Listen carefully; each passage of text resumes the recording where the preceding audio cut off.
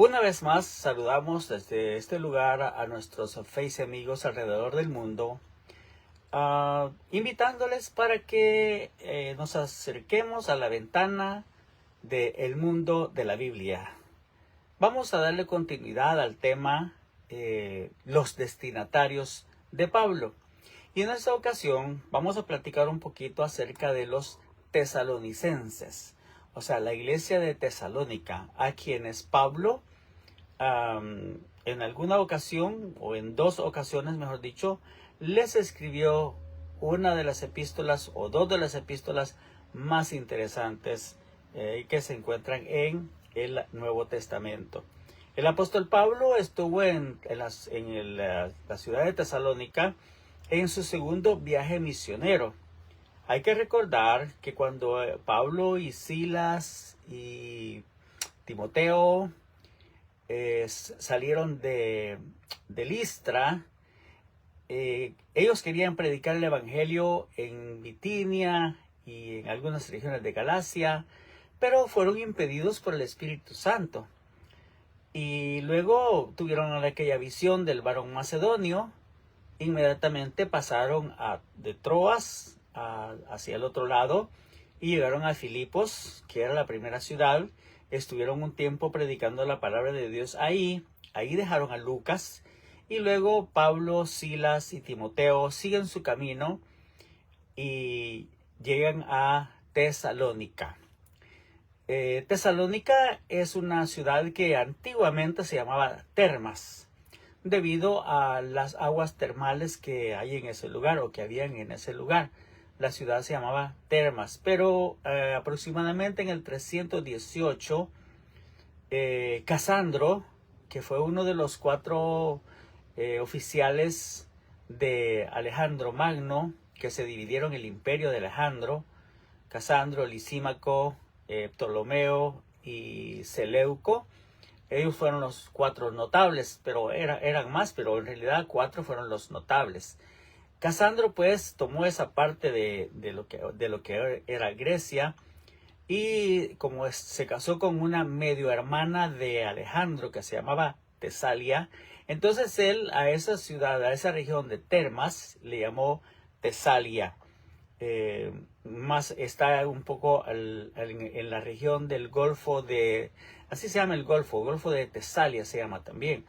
Está a unos 180 o 200 kilómetros al norte de Atenas, la actual capital de Grecia. Así que Tesalónica, pues, lamentablemente no se han hecho muchos descubrimientos arqueológicos debido a que la ciudad todavía existe. Ahora se llama Salónica y no permiten que se hagan muchas excavaciones en la ciudad. Algunos descubrimientos se han hecho en los alrededores y han confirmado detalles de los que Lucas menciona en el libro de los Hechos. Así que esta ciudad se encontraba en la ruta que se llamaba Vía Ignacia. La Vía Ignacia es esa autopista importante que fue construida por los romanos, que venía desde Roma a Bizancio. En ese tiempo era Bizancio. De Roma a Bizancio, entonces ahí está en esa ruta de Roma a Bizancio, se encuentra la ciudad de Tesalia. Todavía hoy uno puede encontrar, como dije la otra vez también hablando de Filipos, uno puede encontrar todavía señales donde dice Vía Ignatia o Vía Ignacia. Esta comunidad pues se convirtió más adelante en una colonia romana. Hay que recordar que los romanos, cuando llegaban a estos lugares, ellos no trataban de imponer su cultura a los pueblos conquistados, ni su idioma, ni su religión. Ellos sencillamente fundaban una comunidad y trasladaban una parte del Imperio Romano, lo trasladaban hacia ese lugar, y ellos construían sus casas ahí vivían, y ahí las gentes de la comunidad que vivía ahí podían ir a las tiendas romanas para comprar las últimas modas que se usaban allá en la capital, y todo lo que había en la capital también lo podían encontrar ahora aquí en estas colonias que fueron fundadas por los romanos. Así que Pablo, según el libro de los Hechos, capítulo 16, Pablo estuvo menos de un mes en Tesalónica. Pero lo admirable de todo es que en un mes, o en 3 días de reposo, como dice la Biblia, Pablo les enseñó tantas cosas que nosotros podemos aprender de esto, que no hay que esconderle todo el tesoro de Dios, toda la voluntad de Dios, no hay que escondérsela a los niños en Cristo. Porque los niños en Cristo, o los neófitos, o los nuevos en la fe, también son capaces de captar, son capaces de conocer, son capaces de aprender aquellas cosas que a veces a los ministros les parece como que no, eso no se lo podemos enseñar porque son muy niños para aprender esto. Sin embargo, Pablo les enseñó a los tesalonicenses cosas tan importantes, cosas tan básicas y también tan elementales y tan profundas, como lo vamos a ver en un momento. Pero hay que decir que en primer lugar, cuando Pablo escribe esta carta, está mencionando algunos detalles, como por ejemplo cuando empieza su carta, dice: a la iglesia de los tesalonicenses, en Dios Padre y el Señor Jesucristo. Aquí menciona por primera vez, porque esta es la primera carta que Pablo escribió. Casi es paralela con la carta de Santiago. Esta es la primera carta que Pablo escribió. Entonces, él dice: a la iglesia de los tesalonicenses, en Dios Padre y el Señor Jesucristo. Fíjense que hay un detalle muy interesante ahí, porque el Señor Jesucristo, cuando está hablando con sus discípulos, Él le dice: yo estoy en el Padre y ustedes están en mí. Si yo estoy en el Padre y ustedes están en mí, entonces, por lógica, ustedes también están en el Padre. Entonces, la iglesia de los tesalonicenses estaba en Dios Padre y en el Señor Jesucristo. Pero hay una parte también aquí en el versículo 2 y 3, donde Pablo alaba a los tesalonicenses acerca de su conversión al Evangelio. Y Pablo menciona los 3 tiempos de la vida cristiana. Dice de cómo os convertisteis de los ídolos a Dios, y el trabajo de vuestro amor y la esperanza en la venida de nuestro Señor Jesucristo. Entonces ahí están los tres tiempos de la vida cristiana. Son: uno, la conversión; el segundo, el trabajo de amor que hacemos después de haber sido convertidos; y tercero, en medio del trabajo de amor que hacemos, vivimos en la constante esperanza de la inminencia de la venida de nuestro Señor Jesucristo. No sabemos cuándo va a venir, nadie lo sabe. El Señor dijo que ni el Hijo lo sabe. Entonces, solo el Padre. El Padre lo sabe, y solamente Él. Así que no puede uno decir en tal fecha, porque ya ha habido muchas equivocaciones al respecto. Pero la esperanza es que Él va a venir. Y la inminencia es que Él puede venir en cualquier momento. Hoy, mañana, en cualquier momento el Señor podría venir. Entonces, los 3 tiempos de la experiencia cristiana se mencionan aquí en este versículo, y también allá en el versículo 9. En el versículo 9 Pablo habla acerca de lo mismo: cómo os convertiste de los ídolos al Dios verdadero, y cómo vuestra obra de fe, vuestro trabajo, vuestra obra de fe, y la esperanza en la venida de nuestro Señor. En 2 veces menciona estos 3 tiempos. Es bien importante el hecho de que sean 3, fíjese, es bien importante eso. No queremos decir que aquí está la doctrina de la Trinidad, pero fíjese que es muy importante esto, porque fíjese que en una ocasión un científico le hizo una pregunta a un pastor, y la pregunta que le hizo fue: ¿usted sabe cuáles son las 3 constantes del universo y solo hay 3, no hay más de 3. Y el predicador le dijo, no sé. Él le dijo, el tiempo, el espacio y la materia, le dijo. No hay más. Ahora, si acaso hay algo más, no está en nuestra dimensión. Pero en nuestra dimensión del universo lo que hay es espacio, tiempo y materia. ¿Y sabe usted? Le dijo, ¿cuáles son las 3 dimensiones del tiempo? Y no hay más. Solo son 3. El predicador otra vez le dijo, no sé. Bueno, le dijo, pasado, presente y futuro. No hay más. No hay más que eso. Pasado, presente y futuro. No hay más. Y si existe otra dimensión en el tiempo, no está a nuestro alcance. No la conocemos. Ahora, hay enunciados. Desde que íbamos a la escuela, aprendimos algunos enunciados. Y nosotros nunca nos sentamos a comprobar si eso era cierto. Por ejemplo, nos dijeron cuando íbamos a la escuela, nos dijeron, la distancia más corta entre 2 puntos es una línea recta. Y ninguno de nosotros se puso a comprobar si era cierto. Nos dijeron, la distancia más corta entre 2 puntos es una línea recta. Y nos dijeron, la unión de tres líneas, forma un plano. Y ahí surge el triángulo, ¿verdad? El triángulo. Y a nosotros nos dijeron, el triángulo está formado por un cateto adyacente, un cateto opuesto y una que se llama hipotenusa. Y nosotros nunca nos preguntamos, ¿por qué un cateto adyacente? ¿Por qué un cateto opuesto? ¿Por qué una hipotenusa? Nunca nos preguntamos, solamente lo aceptamos, lo creímos así. Nos dijeron, según una ley que dice, todo lo que sube tiene que caer, todo lo que sube baja, todo lo que sube baja, todo lo que sube tiene que caer. Y nunca nos preguntamos eso. Sin embargo, son constantes universales que están ahí. Ahora, usted sabía que, por ejemplo, Adán y Eva solo se mencionan 3 hijos de Adán y Eva.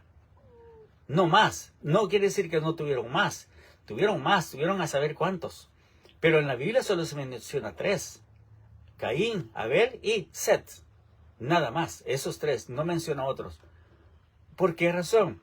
¿Se ha preguntado usted por qué la Biblia también no trata de razonar acerca de la existencia de Dios? No, la Biblia dice, en el principio creó Dios los cielos y la tierra, punto. Y nadie se puso a pensar, ¿y de dónde salió Dios? ¿Y quién creó a Dios? Hasta más adelante que surgieron los pensadores, los humanistas, algunos de los filósofos, comenzaron a cuestionarse acerca de quién creó a Dios o de dónde salió Dios. Pero nosotros, los que creemos en la palabra de Dios, nosotros aceptamos esto como realidades. Como el hecho también de que el hombre es 3. El hombre es 3. El hombre es espíritu, alma y cuerpo. Eso lo dice acá Pablo en los Tesalonicenses. Entonces, ahora aquí Pablo, mencionando estos detalles acerca de los 3 tiempos de la vida cristiana, me hace a mí recordar pues acerca de este 3 tan importante que aparece en la Biblia y que aparece como una constante universal también. Ahora, Pablo menciona algo muy importante, algo muy de notar, y es que él dice, porque conocemos, amados de Dios, vuestra elección. Platicando con un amigo que no cree en las doctrinas de la gracia, ese amigo dice que aquí lo que está diciendo es que los tesalonicenses eligieron a Dios. Pero eso, bueno, como yo soy alguien que cree en las doctrinas de la gracia, en que fuimos elegidos por gracia y que nosotros no buscamos a Dios, porque como está escrito, no hay quien entienda, no hay quien busque a Dios, todos se descarriaron, aún se hicieron inútiles, bueno, sino que entonces es Dios el que nos elige. El Señor se le dijo a sus discípulos, ustedes no me eligieron a mí, yo los elegí a ustedes. A propósito, estoy transmitiendo desde mi bus en este día, viernes. Son las 10:15 de la mañana. Estoy transmitiendo desde el bus mi programa. Tengo un tiempo ahorita y aproveché, ¿verdad? Por eso estoy aquí llegando hasta su ¿cómo se llama? Dispositivo electrónico. tenga cuidado. Aquí donde yo estoy es un día lluvioso. Está lloviendo ya por 2 días y hoy creo que es el tercer día de lluvia, pero aquí estamos. Gracias a Dios por todo lo que hacemos, y Dios en su bondad nos permite pues hablar en su gracia, como le dije, en su gracia. Entonces, la Biblia dice que Dios nos eligió a nosotros. Él nos eligió desde antes de la fundación del mundo, nos eligió desde antes de nacer. Y yo digo, qué bueno que me eligió antes de nacer, porque si yo hubiera nacido antes, Dios quizás no me hubiera elegido, porque yo hice muchas cosas malas. Yo fui muy rebelde, muy desobediente, muy mal hablado, muy vulgar, muy incrédulo hasta más no poder. Entonces, quizá Dios no me hubiera elegido, pero Él me eligió antes de la fundación del mundo. Bendito sea Dios por eso, porque en su gracia Él me escogió en Cristo para que yo sea salvo. Ahora, es lo que Pablo le está diciendo aquí a los tesalonicenses. O sea, el hecho de que el hombre pueda ser participante de estos 3 tiempos en la vida cristiana es porque ha sido elegido. Dios lo eligió para, uno, tener una experiencia de un nuevo nacimiento. Segundo, para disponer su corazón, su vida y todo su ser en el servicio al Señor y a los santos. Tercero, para vivir en una esperanza de la venida del Señor. La esperanza de la redención. Porque hemos sido redimidos por la fe. Aquí donde estamos, no estamos redimidos todavía. Pero por la fe creemos que nuestra redención ya se realizó. Y el Espíritu Santo le da testimonio a nuestro espíritu de que somos redimidos, de que somos nuevas criaturas y de que hay una esperanza viva en nosotros, la esperanza en la segunda venida, en la segunda venida del Señor, ¿verdad? O sea, en el arrebatamiento de la iglesia. Así que la elección de los tesalonicenses determinaba, primero, su conversión. Ellos se convirtieron de los ídolos al Dios verdadero. Segundo, ellos comenzaron a crecer del conocimiento de la palabra de Dios. Como le dije, a pesar de que Pablo solamente estuvo 3 semanas con ellas, vamos a decir que estuvo menos de un mes con ellos. Sin embargo, en ese periodo Pablo les enseñó muchas cosas. Como son elegidos, entonces ellos permanecen constantes en la esperanza de la venida del Señor. Constantes mirando al cielo, constantes mirando hacia la eternidad, constantes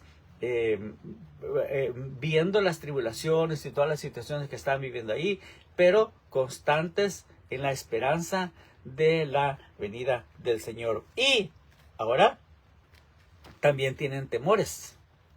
Y los temores de los tesalonicenses es porque, imagínense, Pablo les había revelado acerca de la venida del Señor y de la resurrección de los muertos, pero ahora resulta que muchos hermanos estaban muriéndose, ya sea por las tribulaciones, por las persecuciones o por lo que sea, pero se estaban muriendo.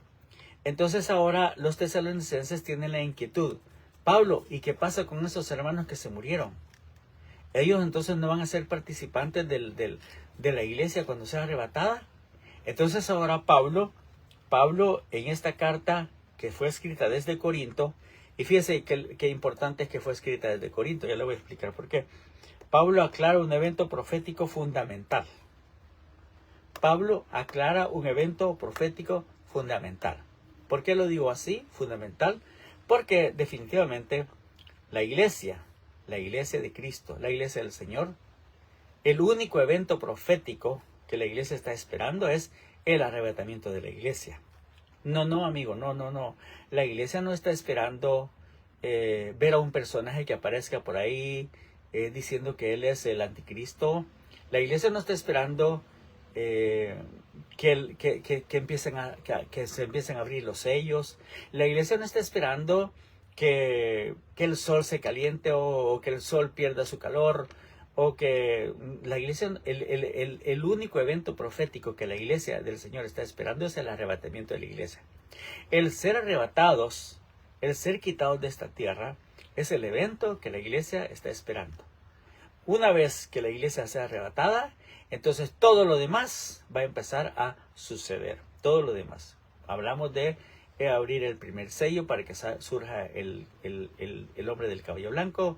abrir el segundo sello para que surja el jinete del caballo rojo, abrir el tercer sello para que aparezca el jinete del caballo negro, abrir el cuarto sello para que aparezca el jinete amarillo, que es la muerte, y luego el quinto sello donde aparecen todos los muertos de la gran tribulación, y luego el sexto sello. Bueno, todos los sellos entonces van a ser abiertos, pero hasta después del arrebatamiento de la iglesia. Claro, yo sé que hay muchos personajes mediáticos, apóstoles o lo que sean, que andan enseñando otras cosas, ¿verdad? Pues está bien, ellos tienen sus seguidores, amén por eso, ellos tienen sus seguidores.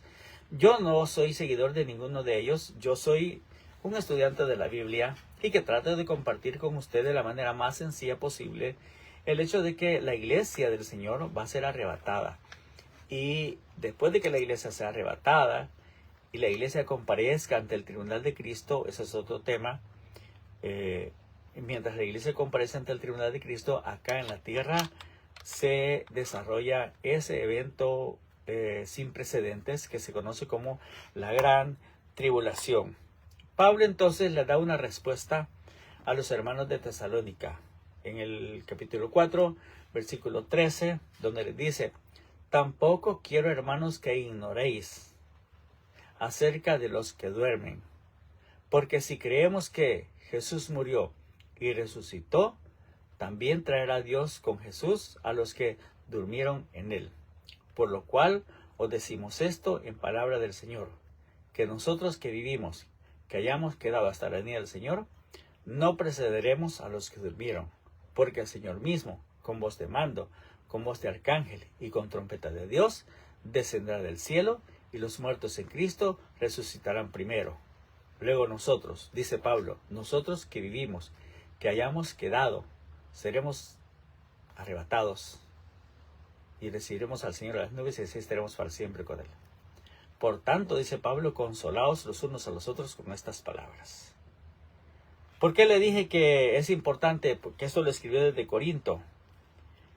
Los corintios también tenían esos temores.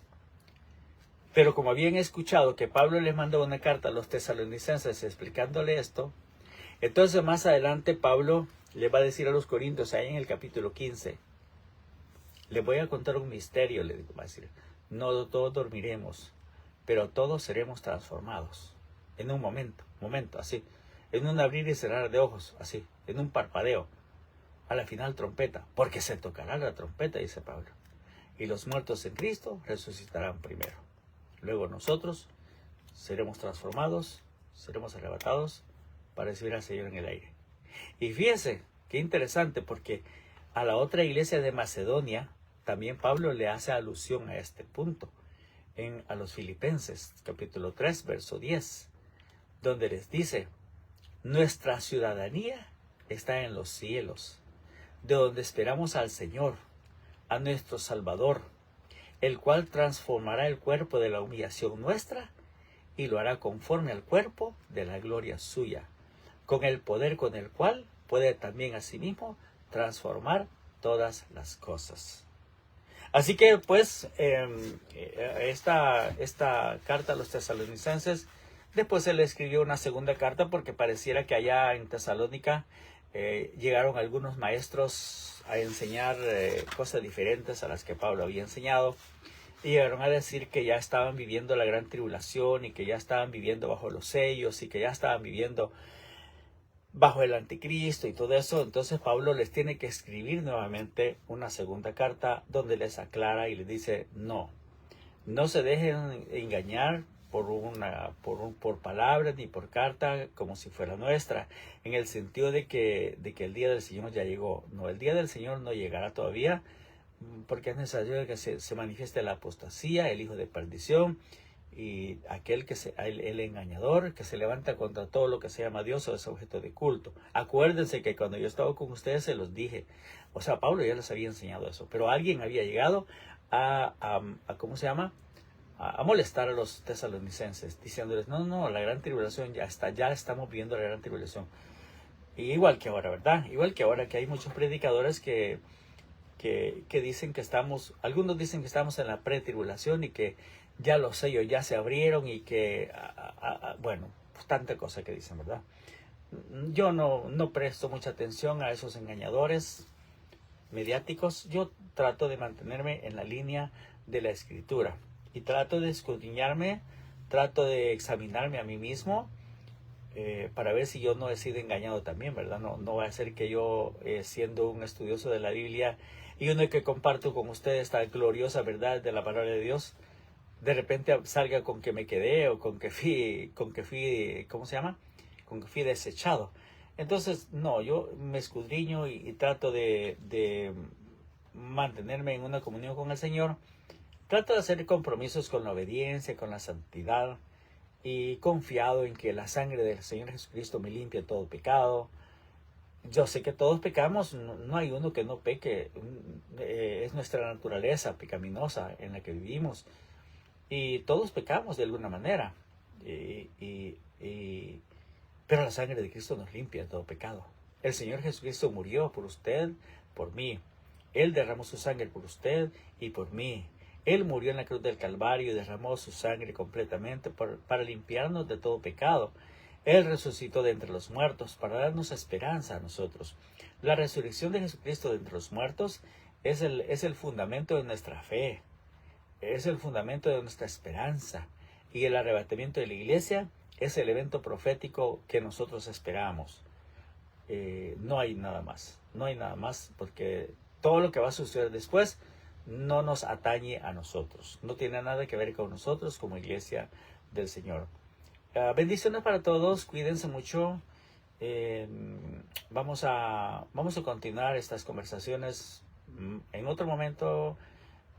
Ahora estamos bastante ocupados en la iglesia y estamos colaborando en la iglesia, trabajando y preparando temas, preparando estudios. Y ahora pues gracias a Dios tuve este momento de gracia, ¿verdad? Porque cada momento es un momento de gracia. Y cuando estudiamos la palabra del Señor es una manifestación de la gracia de Dios para con nosotros. Así que es un privilegio enorme para mí compartir con ustedes este momento a través del mundo de la Biblia. Bendiciones para todos. Feliz fin de semana para todos. No dejemos de congregarnos. Procure congregarse. Nosotros estamos acá en la iglesia Casa de Restauración Maranata, aquí en la ciudad de Gatesburg, aquí en, ¿cómo se llama? Montgomery Village. Ahí nos reunimos. Usted puede sintonizar nuestro programa también a través de Facebook y ¿cómo se llama? Y aprender. Y si no tiene un lugar donde congregarse, comuníquese con nosotros y ahí le vamos a decir. Yo no soy pastor, yo no soy pastor, yo colaboro con el pastor. Yo soy una persona que estudio y colaboro. Soy un colaborador del pastor. Así que bendiciones para todos, cuídense mucho y feliz fin de semana.